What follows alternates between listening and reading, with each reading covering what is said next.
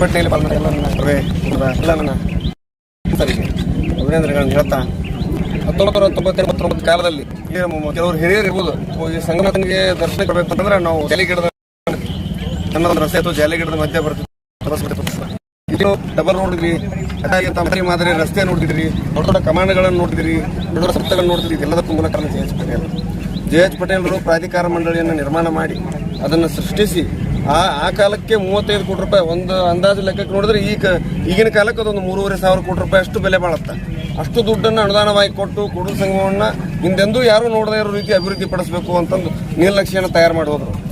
ವಿಪರ್ಯಾಸ ಏನು ಅಂತಂದ್ರೆ ತಮ್ಮ ಇಡೀ ರಾಜಕೀಯ ಜೀವನದೊಳಗೆ ತಮ್ಮ ಅಧಿಕಾರ ಅವಧಿ ಒಳಗೆ ಏನಾದರೂ ಕೊಡುಗೆ ಹೆಚ್ಚು ಕೊಟ್ಟಿದ್ದು ಕೊಡುಗೆ ಜೆ.ಎಚ್. ಪಟೇಲರು ಅಂತಂದ್ರೆ ಅದು ಬಾಗಲಕೋಟೆಯನ್ನು ಜಿಲ್ಲೆಯನ್ನಾಗಿ ಘೋಷಣೆ ಮಾಡಿದರು.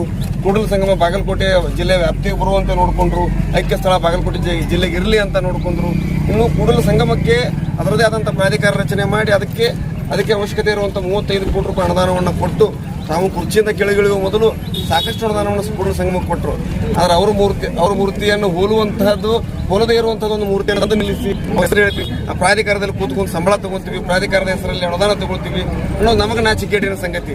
ಇದನ್ನ ಸಂಗಮದ ಸ್ಥಳೀಯರೆಲ್ಲರೂ ನಮ್ಮ ಗಮನಕ್ಕೂ ತಂದರು. ನಮ್ಮ ಸ್ಥಳೀಯ ಕಾರ್ಯಕರ್ತರು ಕೂಡ ಅದು ಮೂರ್ತಿ ಹೋಲೋದಿಲ್ಲ, ಮೂರ್ತಿ ಬೇರೆ ಯಾರ್ದೋ ಇದೆ, ಪ್ರಾಧಿಕಾರದವ್ರು ತಪ್ಪು ಮಾಡಿದ್ದಾರೆ, ಬೇರೆಯವ್ರ ಮೂರ್ತಿ ಅಂತಂದು ಕೂಡಿಸಿದ್ದಾರೆ. ಜನರು ಒತ್ತಾಗಿ ಗಾಡಿ ತಲುಪಿಸ್ತಿರೋ ನಾವು ಕಲ್ಲು ಹೋಗಿಬೇಕು. ಲಾಸ್ಟ್ ಹೋರಾಟ ಮಾಡತ್ತೇವೆ, ಸುಮ್ಮನೆ ಗಾಡಿಯಾಗ ಏನು ದೊಡ್ಡ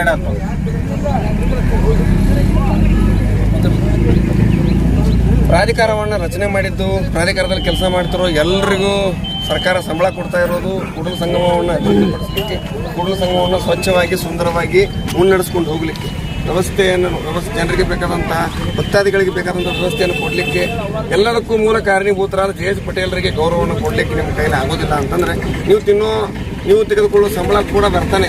ಸಂಬಳಕ್ಕಿಂತ ಕೆಟ್ಟದಾಗಿ ಅದು ಲಂಚದಕ್ಕಿಂತ ಕೆಟ್ಟದ ಅಂತಂದು ಹೇಳಲಿಕ್ಕೆ ಇಷ್ಟಪಡ್ತೀನಿ.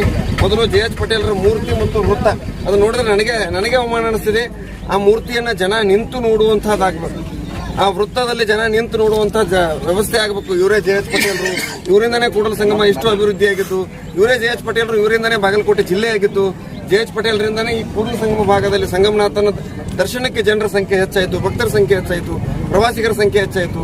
ಇವತ್ತೇನು ಇಷ್ಟೆಲ್ಲ ಜನ ಕೂಲಿ ಕೆಲಸದಿಂದ ಹಿಡಿದು ದೊಡ್ಡ ಕೆಲಸದ ಮಟ್ಟ ಪ್ರಾಯದ ಆಯುಕ್ತರವರೆಗೂ ಏನು ಬದುಕ್ತಿದ್ರಲ್ಲ, ಹೊಟ್ಟೆಪಾಡಿಗಾಗಿ ಬದುಕ್ತಿದ್ರಲ್ಲ, ಅದೆಲ್ಲದಕ್ಕೂ ಕಾರಣ ಜೆ.ಎಚ್. ಪಟೇಲರು, ಕೂಡಲ ಸಂಗಮನಾಥ.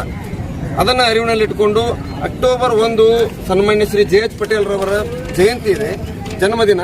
ಆ ಜನ್ಮದಿನದ ಮೊದಲೇ ನೀವೇನಾದರೂ ಈ ಮೂರ್ತಿಯನ್ನು ಬದಲಾವಣೆ ಮಾಡಿ ಸರಿಯಾದ ಮೂರ್ತಿಯನ್ನು ಪ್ರತಿಷ್ಠಾಪನೆ ಮಾಡದೇ ಇದ್ದರೆ 2ನೇ ತಾರೀಕು ಹಿಂಸಾತ್ಮಕ ಹೋರಾಟ ಆಗುತ್ತೆ. ಅದರ ನಂತರ ಕಚೇರಿಯನ್ನು ಬೀಗ ಹಾಕ್ಕೊಂಡು ಬಂದು ಮುತ್ತಿಗೆ ಹಾಕುವಂಥ ಹೋರಾಟವನ್ನು ಕರ್ನಾಟಕ ರಕ್ಷಣಾ ವೇದಿಕೆ ಮಾಡುತ್ತೆ ಅಂತ ಈ ಮೂಲಕ ತಮಗೆ ಎಚ್ಚರಿಕೆ ಕೊಡ್ತಾ ಇದ್ದೀನಿ. ಆಯುಕ್ತರು ಬಂದಾಗ ಇಲ್ಲಿಯ ಮಾತುಗಳು ಕೂಡ ಫಿಲ್ಟರ್ ಆಗಿ ಹೋಗ್ಬಾರ್ದು ಸರ್.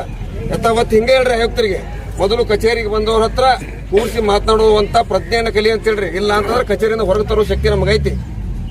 ನಾವಿದೀವಿ ಅಂತಂದು ಪ್ರಾಧಿಕಾರ ಐತಿ ಅಂತ ನಾವು ಬದುಕಲಿಕ್ಕತ್ತಿಲ್ಲ. ಇಲ್ಲೇ ಅದರ ಅರಿವು ಮೊದಲು ಆಯುಕ್ತರಿಗಿರಲಿ. ಆಯುಕ್ತರು ಏನಾದರೂ ಅಲ್ಲಿಗೆ ಹೋದಂಥ ಜನರನ್ನ ಎದ್ದು ನಿಲ್ಲಿಸಿ ಮಾತಾಡಿಸೋದು, ಏಕವಚನದಲ್ಲಿ ಮಾತಾಡಿಸೋದು ಮಾಡಿದ್ರೆ ಹುಡುಗರ ಹೇಳ್ತೀನಿ, ಆಯುಕ್ತರು ಏನಾದರೂ ಏಕವಚನದಲ್ಲಿ ಮಾತಾಡಿದ್ರೆ ಕೊರಳ ಪಟ್ಟಿ ಹಿಡಿದು ಹೊರಗೆ ಹೇಳ್ಕೊಂಬರ್ರಿ ಅವ್ರನ್ನ. ನಮ್ಮ ತೆರಿಗೆ ದುಡ್ಡಿನ ಸಂಬಳ ತಗೋತಾರೆ ಅವರು. ನಿಮ್ಮ ಮರ್ಯಾದೆ ಕೊಡಿದ್ರೆ ನೀವು ಮರ್ಯಾದೆ ಕೊಡ್ಲಿಕ್ಕೆ ಹೋಗಬೇಡಿ. ಮರ್ಯಾದೆ ಕೊಟ್ಟರೆ ಮಾತ್ರ ಮರ್ಯಾದೆ ಕೊಡ್ರಿ ಅವರಿಗೆ. ನೀವು ಹುದ್ದೆಯಲ್ಲಿ ಇದ್ದೀರಿ ಅಂತ ಜನ ಗೌರವ ಕೊಡ್ತಾರೆ. ನಿಮ್ಗೆ ಹುದ್ದೆಯಲ್ಲಿ ಇದ್ದೀರಿ ಅಂತ ಜನ ಗೌರವ ಕೊಡ್ತಾರೆ. ನೀವು ಗೌರವ ಕೊಟ್ಟರೆ ಮಾತ್ರ ಗೌರವ ಸಿಗುತ್ತಾ. ನಾನು ಎಲ್ಲ ಕಾರ್ಯಕರ್ತರಿಗೆ ಹೇಳ್ತೀನಿ, ಯಾರು ಹೆದರಕ್ಕೆ ಹೋಗ್ಬೇಡ್ರಿ. ಆಯುಕ್ತರು ಎಲ್ಲರ ಜೊತೆ ಎಲ್ಲ ಸಾರ್ವಜನಿಕರಿಗೂ ಹೇಳ್ತೀನಿ ಮಾತನ್ನು, ಸಂಗಮ ಜನರಿಗೆ. ಆಯುಕ್ತರು ನಿಮ್ಮ ಜೊತೆ ಸರಿಯಾಗಿ ನಡ್ಕೊಂಡ್ರೆ ಸರಿಯಾಗಿ ನಡ್ಕೊಳ್ಳಿ, ಇಲ್ಲ ಕೊರಳ ಪಟ್ಟಿ ಹಿಡಿದು ಹೊರಗೆ ಹೇಳ್ಕೊಂಬರ್ರಿ. ನಾನಿದೆ ನಿಮ್ಮ ಜೊತೆ, ಕರ್ನಾಟಕ ರಕ್ಷಣಾ ವೇದಿಕೆ ನಿಮ್ಮ ಜೊತೆ ಇದೆ.